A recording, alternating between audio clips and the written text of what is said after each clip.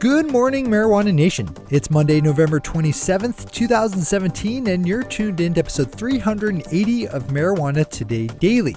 I'm your host, Shay Gunther, and I'll be walking you through today's marijuana news and headlines. As always, we have a full and busy day of cannabis news in our hands, so let's jump right into it.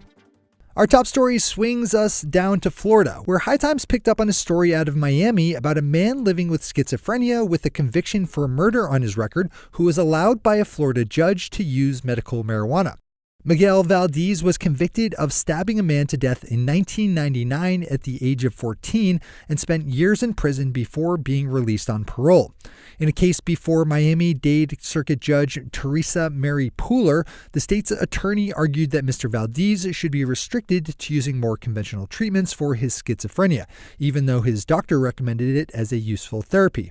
Thankfully, Judge Pooler didn't agree with that argument and said, quote, "If the doctor is prescribing this, I'm not going to go past his doctor. I'm not going to tell his doctor, listen, you can't prescribe this stuff," unquote. One of the more underreported stories in legal cannabis is the negative effects that legal marijuana brings to the long-established illicit market. Even as we collectively work to move cannabis into the legal light of day, it's important to not forget and dismiss the valid concerns of those who stand to lose out in the transition. In Canada, one new report suggests that the nation's drive to pass border-to-border legal adult use by next summer will be especially disruptive to the current illicit market, valued around $22 billion, with an estimated 70% of the country's illegally grown marijuana bound for the export market. One area where a drop in illegal market sales might be felt is the infamously hot British Columbia real estate market, which is the benefactor of a lot of laundered cannabis cash. Click over to the Huffington Post for a link to the full study. Julie Weed over at Forbes, and yes, that is her real name, which is a perfect one for a Cannabist journalist, picked up on an estimate made by my friend Matt Carnes over at Green Wave Advisors, pegging the amount of cash, more than $5 billion, that will be soon flowing through California's legal cannabis markets on an annual basis. And as regular listeners know, I do mean cash, as current federal banking and tax laws preclude the easy use of business banking by state legal marijuana businesses. Of that total, the state itself will need to handle the intake of around $1 billion in cannabis dollars in taxes and fees paid for by the industry. Those are our top stories for today. It's time for Marijuana Today Daily Headlines Blitz. Before I blitz it in headlines, let's quickly thank our sponsor, the patron listeners who help support this show every month with their financial contributions. Now, the reasons folks choose to support this show are as varied as the patron listeners themselves, but there's a strong common thread of appreciating the work that we do here at MJ Today Media to bring you all the news and headlines you need every day. My alarm goes off at 4:45 a.m. every Monday through Saturday morning so I can get up and produce either this podcast, which I make 5 episodes a week of, or on Saturday, the special edition of our newsfeed email newsletter. In all, MGA Today Media is curating around 300 relevant news stories every single week, with 50 of them floating up to appear here on the podcast as the most important. Imagine what your day would be like without this podcast and our email newsletters. It's either a day filled with less news or less other things as you spend an hour or two sifting through news sites and feeds yourself. And I'd wager that it's a day where you might miss an important story. You never know how something you hear on this podcast will come back to you later to help you achieve your business goals. Maybe it's the more informed conversations you're having with industry people now that you're keeping up with the cannabis news flow here on the show. Or it's recognizing a situation in your state that you heard about in a different legal cannabis state. Whatever it is, that moment of value came about because you listened to this podcast. Give back and help ensure our survival and thrival by joining up as a patron listener today. There are just a few days left in the month to sign up, so hurry over today to mjtodaydaily.com and click on that big blue button at the top of the page that says Become a Patron. Sign up as a patron listener today and reap the warm fuzzies that come with supporting something you care about. One more time, that's mjtodaydaily.com, big blue button that says Become a Patron. All right, time for the Blitz. We swing up to Alaska, where TV station KTVA is reporting on a large results gap found between the state's 2 official marijuana testing labs. KTVA collected test results of cannabis samples run with both Steep Hill, Alaska and CannTest LLC and found that the latter testing lab was reporting much higher THC percentages.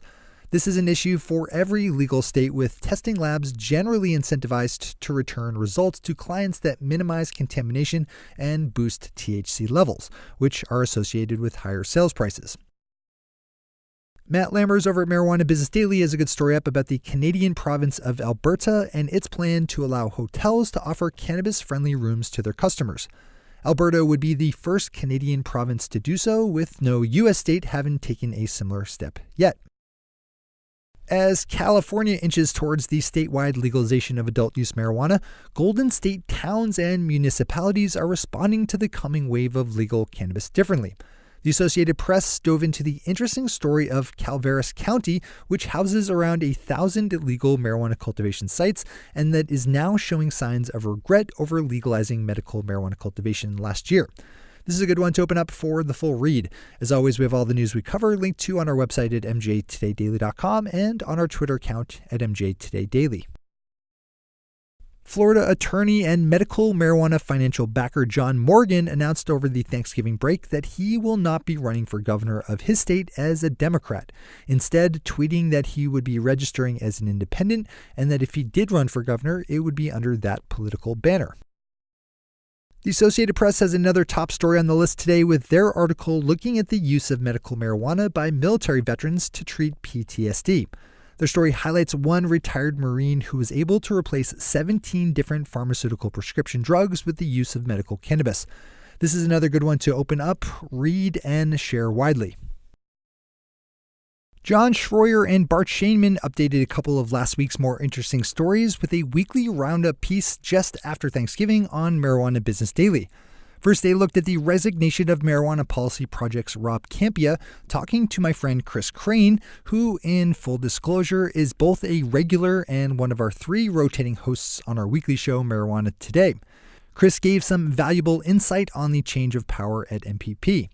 The other juicy story they dove into was the battle between Mass Roots and founding CEO Isaac Dietrich, who might actually be in some real trouble if the company's allegations that he stole $250,000 holds true. And finally for today, a circuit court judge in Oregon has ruled against the dismissal of a lawsuit filed by a vintner against his cannabis cultivating neighbors over a concern that his grapes were being contaminated by smelly particles emanating from the growing marijuana crop. Lawyers for defendants Stephen, Mary, and Richard Wagner sought to have the lawsuit tossed out under a state right-to-farm law. Yamhill County Circuit Court Judge John Collins ruled that the vintner's suit can go ahead, given that the vintner itself was a recognized agricultural concern and has the right to seek protection from perceived harms. Those are the headlines and news for the day. I'll be back with you again tomorrow morning with another information-packed episode of Marijuana Today Daily. But in the meantime, if you have any stories to share or feedback to give, zip us an email to headlines@mjtodaydaily.com. And while you're clicking around the interwebs, swing over to our Twitter account at mjtodaydaily and visit our website at mjtodaydaily.com to find links to all the news we cover. Thanks to our awesome patron listeners for the support that makes this show possible. To join the illustrious ranks of the patron listeners yourself, swing over to our website at mjtodaydaily.com and click on that big blue button at the top of the page that says Become a Patron. Do it today. I'm your host, Shay Gunther. Thanks for tuning in and starting your day with Marijuana Today.